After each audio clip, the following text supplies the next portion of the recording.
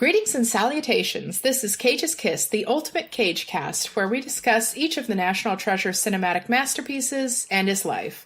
We also try to glean whatever kernels of wisdom we can from his character that week. My name is Linda, but you can call me the Cheese. I'm Donnie, and I'm non-demental.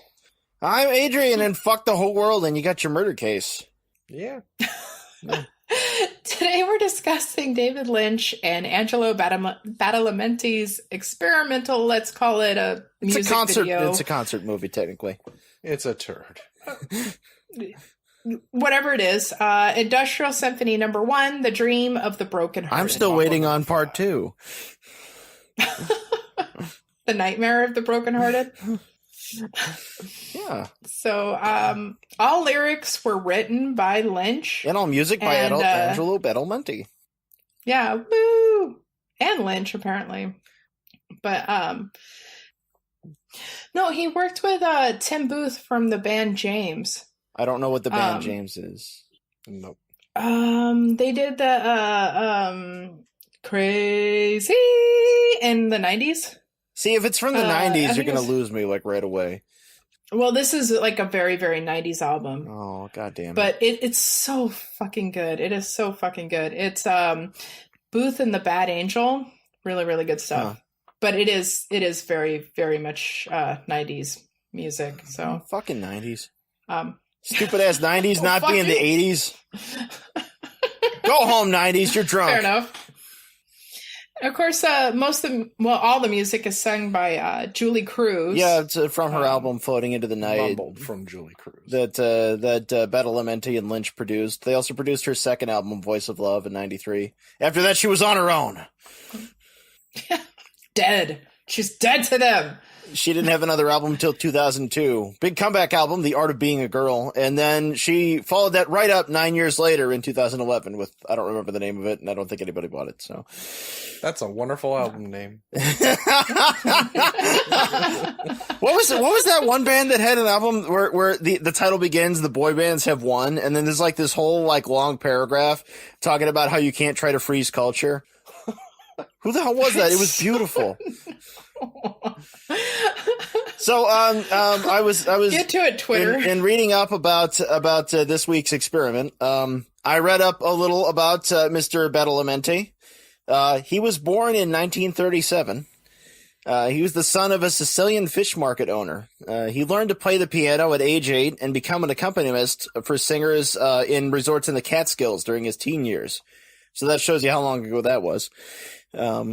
So he did 2 film scores in the 70s and 1 TV score, but he didn't start getting regular work in that department until 1986 when he did Blue Velvet. He followed that up with A Nightmare on Elm Street 3, Dream Warriors. Hells yeah! Really? And then Norman Mailer's Tough Guys Don't Dance.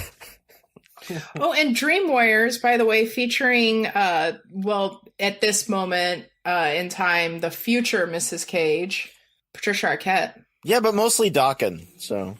Yeah, but mostly Dokken. Oh, by the way, in reading up on Mr. Badalamenti, I realized that I have been, I've been like making a completely erroneous statement on several of our previous casts here.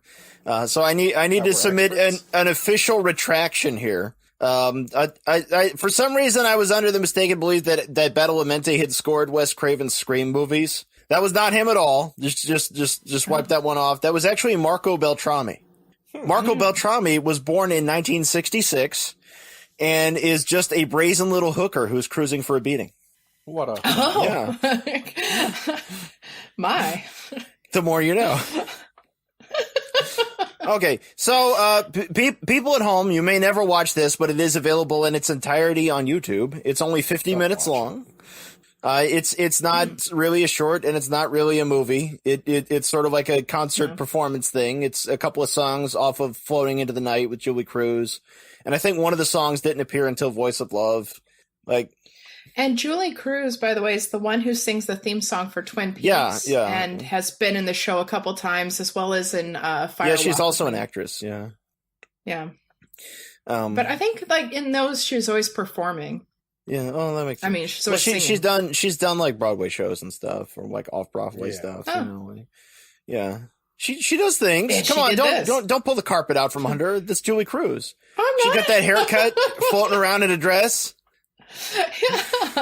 So we get our Nicolas Cage early on in this movie. We don't really have to wait for him because it opens with a scene that's basically a minute and 40 seconds, maybe to 2 minutes, and it's Nicolas Cage and Laura Dern all over again in characters who are basically Sailor and Lula, and he breaks up with her over the phone. Over the phone. You sound far away. I think I got to take off, baby. What? You're joking me, right? Oh, it's not you. It's just us that I can't handle. Click. I can't do no more. I gotta go. Yeah, it was just too intense. All their lovemaking. So yeah, we all know what that's like. Sort of partial Wild at Heart follow up here. We learned that it actually didn't work out.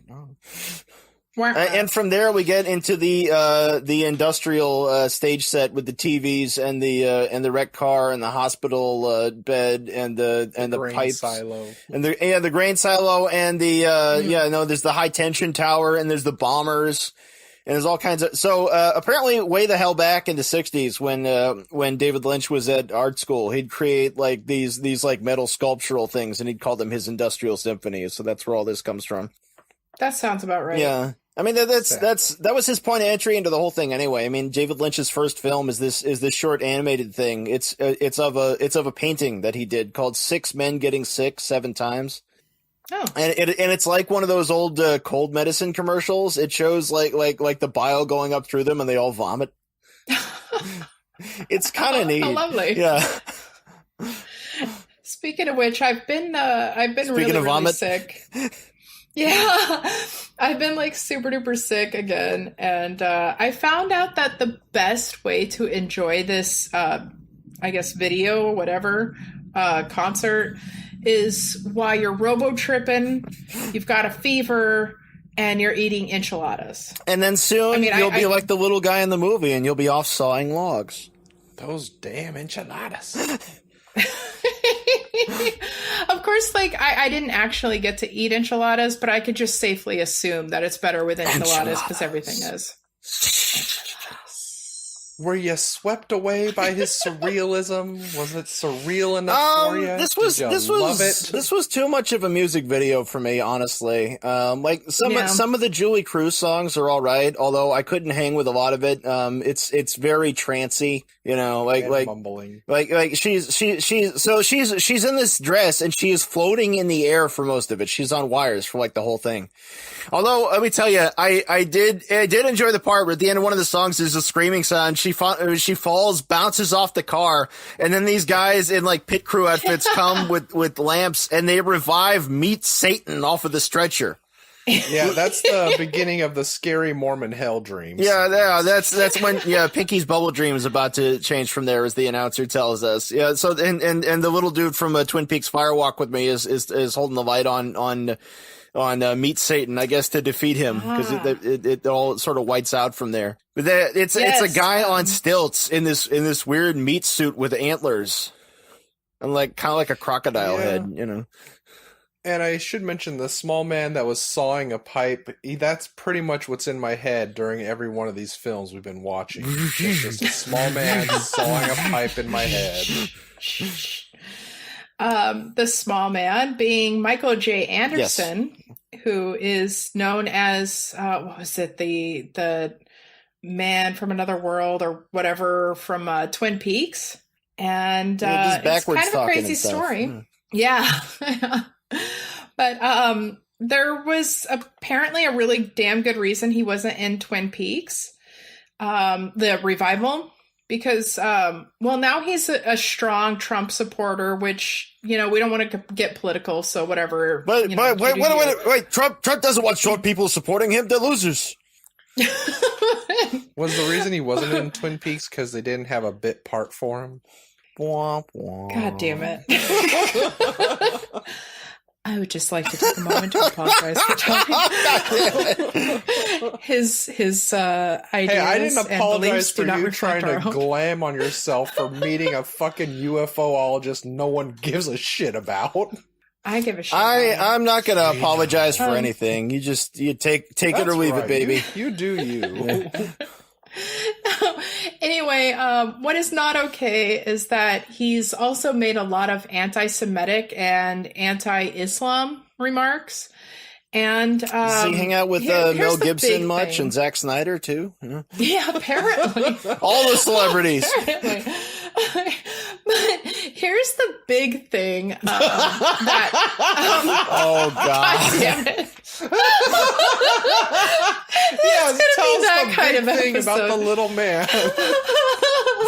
Now I just want to get into Schooly D lyrics. You guys better hurry up here. So, he implied that David Lynch had raped his own daughter, and that he was also responsible for, I guess he 9/11? So the plotted. The other things were fine, but then he started bringing this up, and David Lynch is like, I think I'm going to reconsider bringing him back. The 9/11 remark was just a little too far for him. No, he also implied that he was behind the death and murder of his own best friend, Jack Nance. Yeah. Jack Nance died when he tangled with a guy. He tangled with some kid, and the guy hit him in the face, and he wound up with like some kind of, contusion or some shit, and there was blood on the brain. Yeah, but you can't plan that shit. Case, the wee fella was trying to imply that was all David Lynch's plan, his nefarious plan. I guess he can go hang out with Roseanne now. Yeah, right. And that dude from Smashing Pumpkins, Billy Corgan. Yeah, Billy Corgan's full of the crazy conspiracy theories too. Well, it is what the kids are into today. Yeah, I guess so. So, you guys have some crazy. Do we know whether or not Roger Ebert saw this? Because I'm thinking, like, after his complaints about Lynch not having followed up on Eraserhead with his career, I'm sure, like, Ebert would have been delighted with Dream of the Brokenhearted here.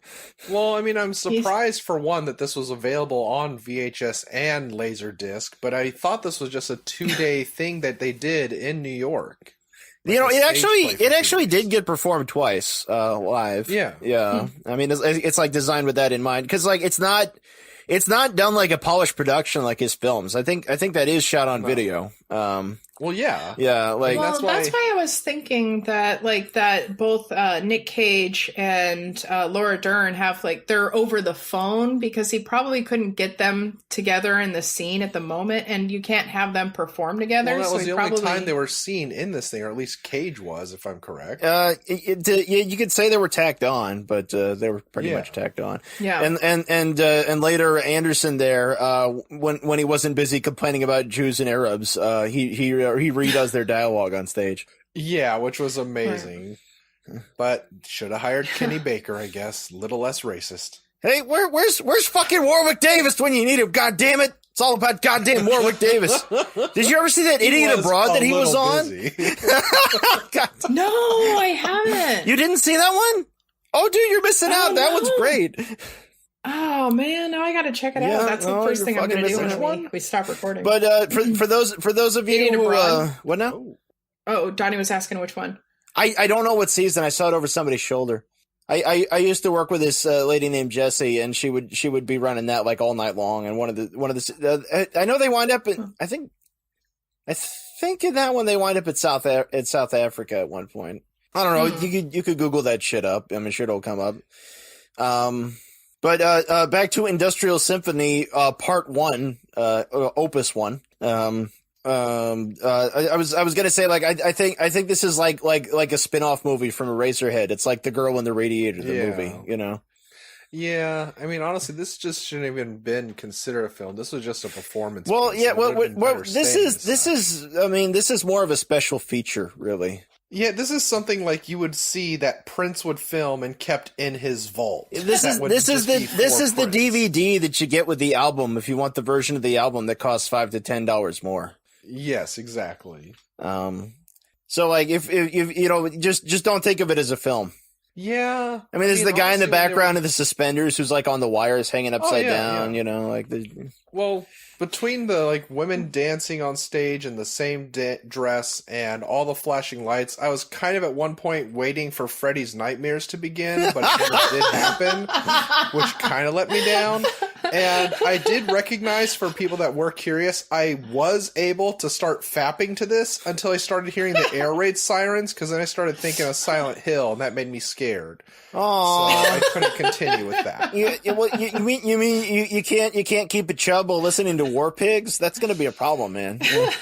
You know, it's different sorts for everyone, I guess. Generals gathered in their masses. Wait! I don't have to pay for the rights for that. Oh, what? If I was doing it well, we would have got stopped by now of all the things I sang, you know. If you fuck it up, it's free. You're like that William Hung guy.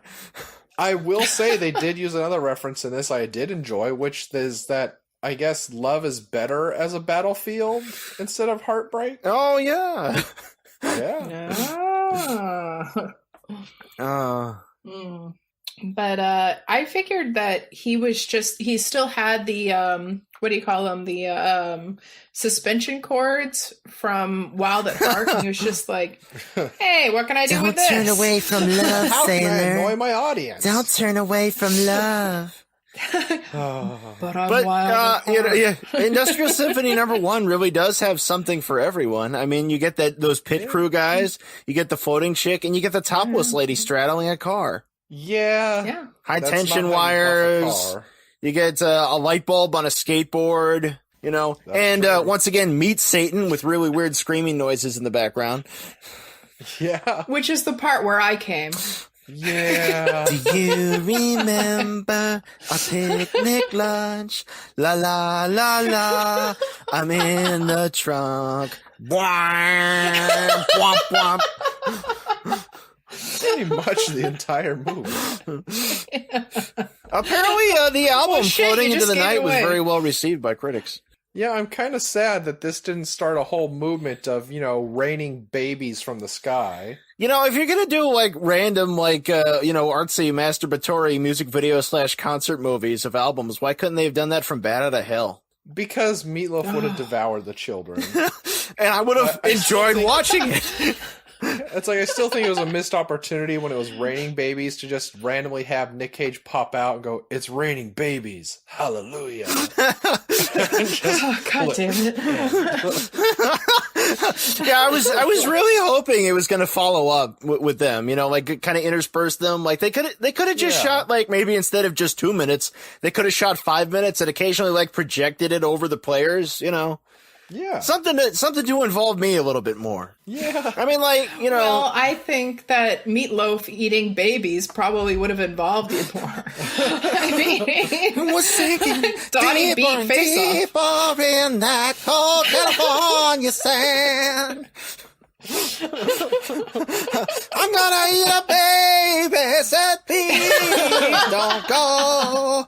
You're gonna finish the toddler. In the deep dark night, I wanna eat this baby by the pale moonlight.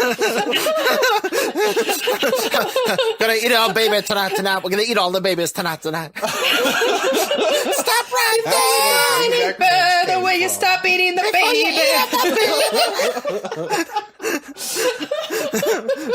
Like, okay, so David Lynch and Andrew Badalamenti are okay music producers, but come on, let's get some Jim Steinman in on this right now. Yeah. Yeah, let's do this. Turn around. Let's kickstart a remake. We've got so many Kickstarters going on right now. Like, why not a remake? I spend all of night this? torturing my coworkers by singing Meatloaf. I might as well take it out on our listeners, too. True. Or you could have had Newman doing all the Torturing. music. Randy Newman? Yes. That would have been great. Oh, God. Hey, have either of you ever seen Cop Rock? Oh no! It was but the I've worst heard enough of fucking it. thing ever. Yeah, I've The heard enough the not worst to thing wanna is that see it's it. not the only show that was trying to do that at that time. There were two different shows that tried to be serious, dramatic, musical, hour-long television. Oh, yeah, that's right. I don't remember the name of the other one, but they were like, we're going to start a whole new genre. It's like, not if nobody fucking watches it, dumbass. Nope. I'm sorry, I'm Nope, still no, you're not. stuck on Newman doing the score for this. Girl falls down, meet demon coming up. There's a little guy, light bulb on a skateboard. She was in the truck. It's not you, it's just us. I can't handle anymore. Guys on the log, we love it. What's with those bombers? We love it. Jesus. Oh, God. Oh. I hear we've got a real movie after this. Yeah. Yeah. I mean, luckily, we're going to get back to movies. Some real movies like guess Beverly Hills Cop 3, Revenge of the Nerds 2. Speaking of, I do have to give you kudos for saying it was this week's experiment, because it really does feel like we are being controlled and just spoon-fed absolute shit, and we have to keep dealing with this until we lose our sanity. Now, to be fair, that was my am. life before we started this podcast anyway. True. That's true. I used to subject Ty to this. Like whatever was on now. YouTube or Netflix, I'd make him watch with me. Yeah, I would like to deny that, but I also spent $14 on Vinegar Syndrome over their sale and bought Freedom for Lust, or Lust for Freedom, one of the earlier Trauma films. You know, Joe Bob Goes to the Drive-In has really given me some great suggested viewing here. There's one called Fury of the Succubus that has Britt Eklund. Hell yeah. There's one called Kill Squad with Cameron Mitchell, mark of quality. That is an amazing movie. And oh god, there's Just gonna say. there's what god was it like? It's called like Intimate Affairs or something like that. And it's all about a French brothel that like steal international secrets, but it's just an excuse to have like softcore sex around the world. Speaking of, I found, again, during the sale, because there's nothing else to talk about with this movie thing, I also bought, first time on Blu-ray, Lust in the Dust, starring the magnificent Divine. With Divine. That's Paul Bartel, isn't it? The director of Death Race Yes. 2000. Yepers. Did you ever see Cannonball, the follow-up that he did to Death Race 2000? Yes. That movie is great. Sadly. That movie is great. That's way the hell better than Cannonball Run or any of those other ones. I really appreciated that one. Since I've had a fever, I've been watching a lot of horror movies. Yeah, they became horror movies I've- because you had the fever. Fever. You watched it just really seems scary you're stuff sick. like While You Were Sleeping and 28 Days. Not the later one. The follow-up to 28 Days Later. You know, it's funny. When I worked at Hollywood Video when 28 Weeks Later came out, and a lot of people thought it was a sequel to the Sandra Bullock movie. They straight up did not That's the only understand. way I saw it. Not enough love for 28 Weeks Give you Later. any nightmares, or did Cage have Yes. any nightmares? Actually, I wanted to. You know, I actually had an industrial dream also after watching this. But let's listen to yours What? first. It's probably cooler. I doubt it. Mine was actually a couple months ago. And when like the whole Erica Koike thing was in the news with Cage's 4-day marriage. And 4 whole days. it turns out like she's looking for spousal support from him. Yep. And so I had a dream nightmare. I don't know what you'd call it. A David Lynch piece. Where I was back in college and I kept getting lost on campus. And then a whole herd of Nic Cage's exes were coming up to attack us. Oh, And I was like, oh, that's shit. just like that time we got followed by the Take Back the Night crowd. And we yelled back at them. That is a true story. They followed us for pretty good ways. It was creepy there for a minute. I thought they were going to whip out the pitchforks and torches. I think that may have informed this nightmare. but anyway, they were coming at us. They were about to attack us. And I was like, and all of a sudden Nic Cage is there and he's like, shit, we can't go around them. we got to go through them. And I was like, oh, son of a bitch. So I like get ready to fight, and I'm about to clock one of these bitches when then all of a sudden Nick says, what are you doing? And I was like, what? I'm about to fight him. And he says, this is a musical, Linda. God damn it. I gotta be me. So there I was beating the shit out of his exes, except for Patricia Arquette, because I love Patricia Arquette and I can't beat her up. I was beating the shit out of his exes singing Ballroom Blitz. And then I woke up. That one's pretty good. That's why I can't say it's really a nightmare, but I did wake up thinking, like, what the fuck was that? But I guess if you're going to kick somebody's ass, it's a good song. So you beat up people in a musical, and in my dream, I throw feces at my spirit animal. That's how we work. I've had a number of dreams through the years where there's like an evil version of somebody I know who looks just like them, and they'll like come at me. For some reason, they're usually wearing like an old timey 3-piece suit, complete with vest and chain, and they'll be coming after me. And for some reason, I can't stop them, so I just keep flinging things at them. But there's nothing heavy to throw. I'm always like chucking pens and pocket change and stuff. It's kind of like that scene in Friday the 13th Part 1 where she's getting chased in the shed by Mrs. Voorhees, and she keeps throwing like pipes and things at her, and she just bounces off her because she's nuts, except I don't have anything even that good. I'm like, mouse pad, stop. Here's a coaster, you brutes. So then in your dream you find me and they just put me in front of you like a Linda, hold him off, I'll get help.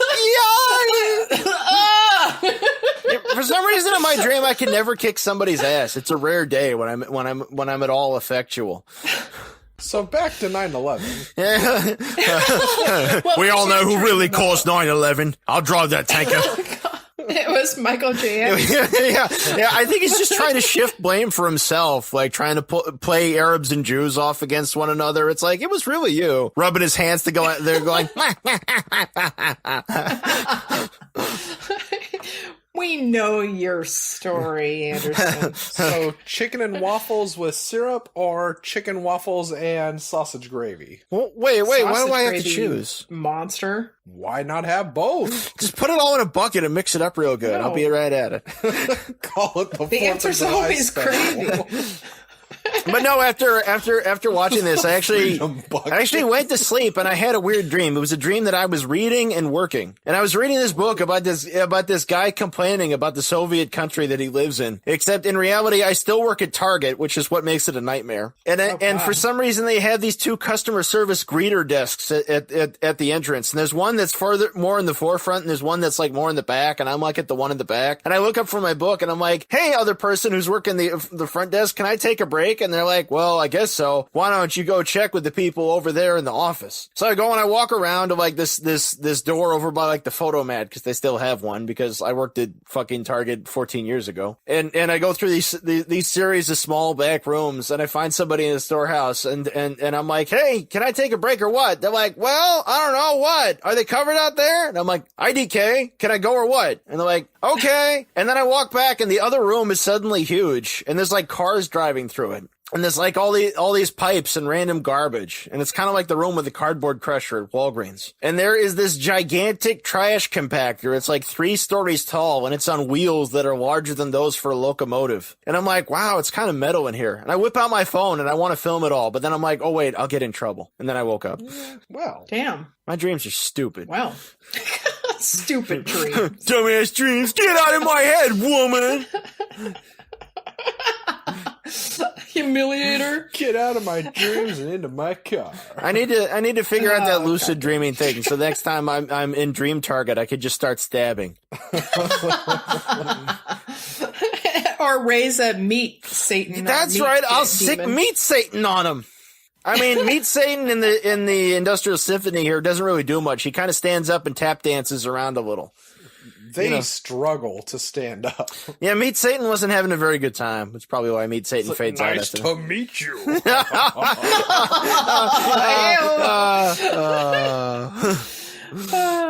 Since we're about to get into 1991 with the next movie, I guess this would be a good time to talk about what Jesus? Nic Cage used to do with his evenings in the late 80s. Cocaine. Or who did he used once to do said, with his quote, evenings? Oh.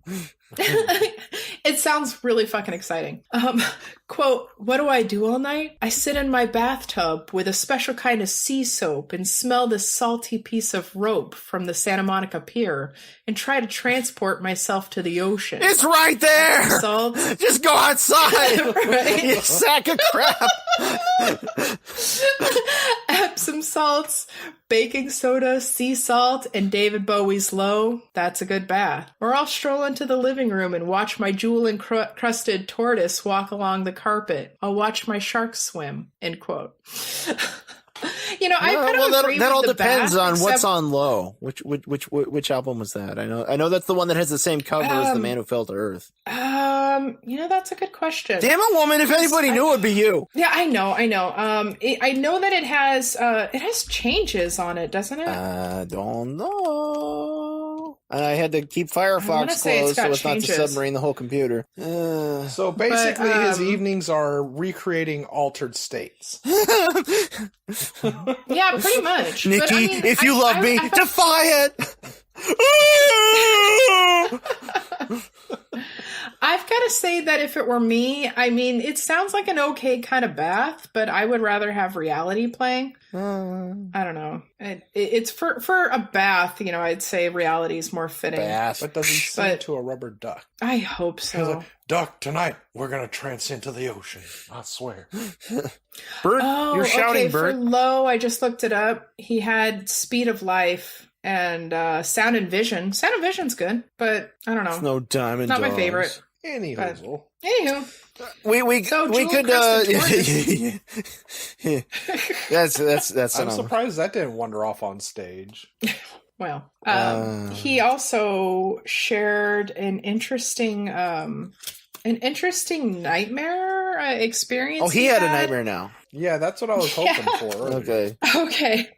So, well, it's a bit of a story here. Okay, so he says, sometimes I play games. I've always thought that things like the devil can't affect me because I don't believe in them.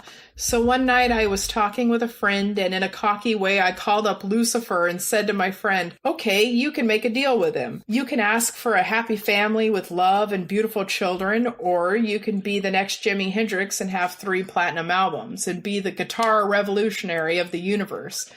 He chose love. That night, I had a very visceral dream. Some guy that looked like something out of a Dostoevsky novel with a floppy hat and a shabby coat.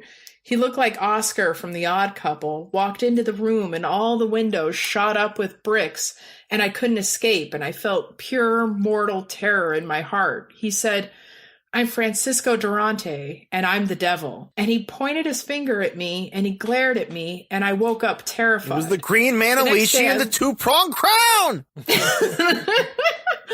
So the next day I looked up Francisco Durante in the Encyclopedia Britannica, and there was this guy from 18th century Naples, which is where which is where my family is from. And he was a teacher of classical music. Strange. End quote. I own your soul. The friend he was talking to was Billy Corgan. I put the curse on that plane. So, yeah, he may or may not have called up the devil. Yeah, I could see him doing that. There you have it. That explains Captain Corelli's mandolin. Which we will get into. We'll have to remember. Yeah. Thank you, Satan, for this delicious movie. Hey, do you remember Marco Beltrami, the composer I shit on earlier? He composed the score to Knowing. Oh, God. Oh, yeah. Oh, and that remake of The Omen with Liev Schreiber. Please. Oh, and Julia Stiles was even getting to see Julia Stiles get all killed didn't save that piece of shit movie. Even though I'd wanted to see her get all killed for quite some time. Well, you get to see later. You get to see Nic Cage kick Lily Sobieski in the tummy. So, yeah, I mean, next best thing. Right? you know that's That part in the Wicker Man that Cage did, the part where he punches out Sister Beach. When I was doing experiments in animation, one of the earliest things I did was I actually cut that part out frame by frame and put it into one of my animations. Damn. So, Very nice. do we face off? I guess. I mean, can? Oh yeah, like who should have been in this for Face 2 Off. minutes instead of Nicolas Cage? Gary Busey, Michelle Pfeiffer, and Billy Barty.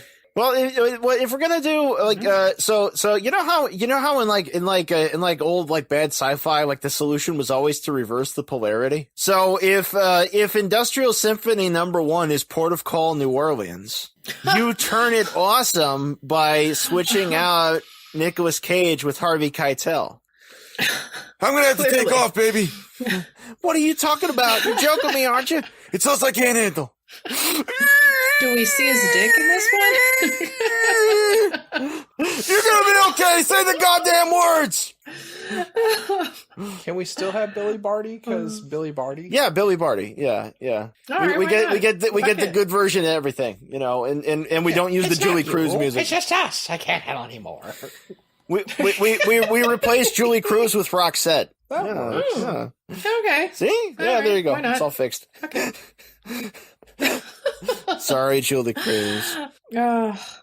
I want to say Steven Weber, but that's just because I've seen his out of focus penis just recently. That's what I've been missing. That was cool.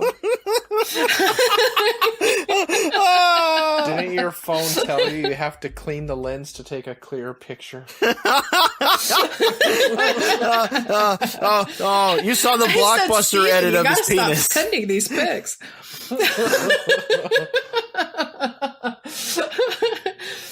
Like, what will my husband say? That's a blurry penis, Linda. You gotta clean your lens before you That's take right. Wash it every day. Roxy's wearing? And keep your toenails trimmed, for the love of God. So, did you guys find any wisdom from this? If you want to wake up your audience that you've lulled into a state of stupor, just bounce a chick in a dress off a car and bring Satan to life. Yeah, I mean, I learned With meat. if you ever want to break up with someone, just hire a clarinet player and Billy Barty to give the same speech over again, and it's the best thing you can do for No, a breakup. I Have them banda. Tell them what you want to say during a breakup and make it a performance piece. He's not going to be in the remake of Willow, is he? It's not Or a the remake; sequel, it's whatever a it is. sequel TV show. Oh. Yeah, Everything's a fucking show now. yeah. Fuck everything. Indeed, fuck the world. Stupid ass Fuck everything. binge watch And there's shows. your It's wisdom. like, hey, audience, I don't respect your time. Sit around and watch this for 7 hours in a row and maybe something will happen. Wink, wink. You would never have watched Berlin Alexanderplatz. It's like, these are audiences who would not have watched The Sorrow and the Pity, the Holocaust miniseries, or the Decalogue. But for some reason, if it's presented as a Netflix show, they're like, oh, now it's digestible. Yeah. It's Fucking like, sheep. we know you're going to watch, Linda. What do you think, Linda? You know, they're going to be, they're talking about making a show out of The Name of the Wind, and you know it's fucking made for me. But I'm that one person. So 1%. Anyway, I found the wisdom of don't break up over the goddamn phone. But he for was this already generation, far it's away. Don't text message breakup. Oh, yeah. Oh, I'll stay with you forever, JK. Break it up, though. For real. AFK BRB forever. I thought, you know, you didn't actually come out and say anything anymore. You just kind of blocked the person, you know. Ghost them. TLDR by Felicia. Yeah. I mean, you know, because But you gotta make sure you send a GIF with that. confrontation just isn't a thing anymore, apparently. Yeah. I mean, I don't think anybody ever liked confrontation, but, you know, come on, man. No. Like Nicolas Cage said, I avoid it. the like a only goddamn way plague. around it is through it. Right. with a song. That's right. And then you took the words right out of my mouth. I must have been when you were kissing me. That's what I'm saying. That would have. I think Donnie won Face Off this week. Meatloaf would have done it better. And he did. He ate a baby. Let's make a show out of it. Well, hey, if you bread it and fry it, it's food now. Would Meatloaf eat his own hand?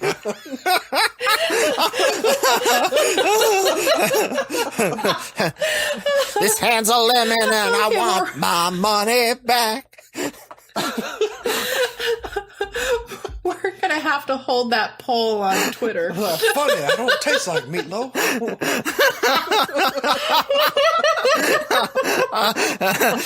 Opportunity.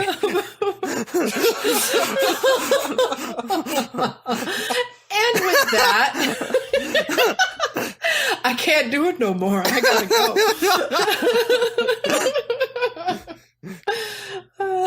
go. Okay, so let's do some crimes, man. Crimes. We almost forgot plugs. Butt plugs. Donnie, what do you got going on? God, why the fuck we start with me? I never have a plug. I don't have a life. This is the only thing I do with myself. Come on, Donnie, I heard you recorded a very interesting audiobook this week. I think you were going to discuss that with us. It was a very in-depth study.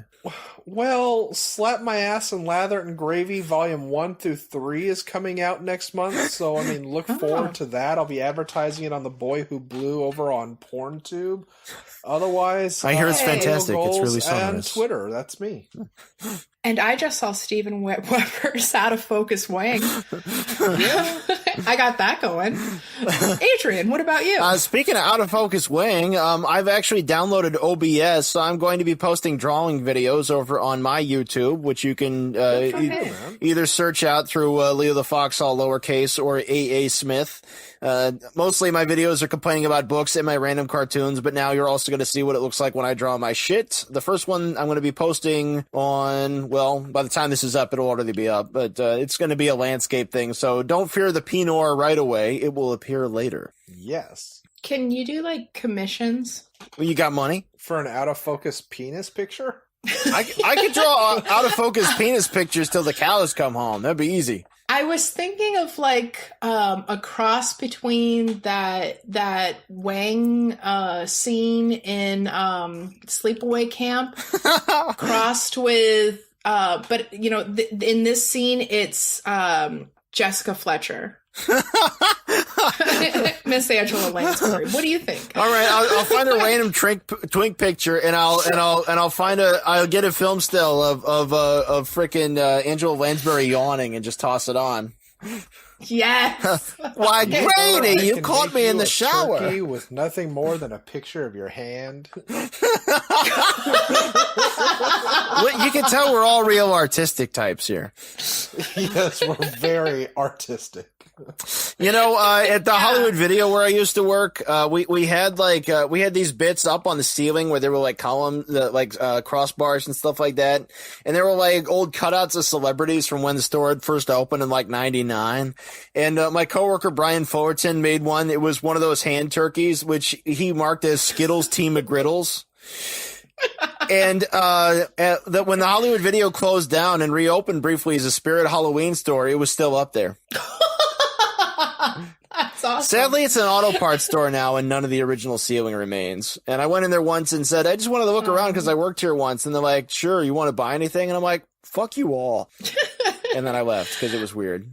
I miss living near you when you worked there. So, especially dumpster diving. Do you remember the time you had that one boyfriend from out of state, and he had some friends who visited, and I met them at a party, and earlier in the day I'd made a new account for them at Hollywood Video, and I'd somehow grievously offended them. and they were just acting all traumatized, like you were so rude. And I just kind of shrugged and be like, I don't know what you want from me. How did we get here? That's just Adrian. So back on our podcast, we have a podcast. A horror where people can find us. Oh yeah, that's a thing, isn't it? You can find us on Twitter and on Facebook at Cage's Kiss, or you could write to us at cageskiss@gmail.com. That's the one. Or you can go to our website, www.cageskiss.com. That one has no next apostrophe. Next week, we're going to be doing Xandali. This is your Cage's Kiss off. No, the only way this can end is the way Billy Barty would have wanted it. We just say, click. Click!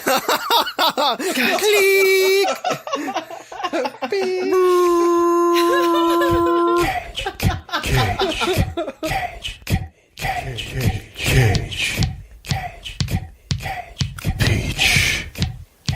I could eat a peach for hours. Please.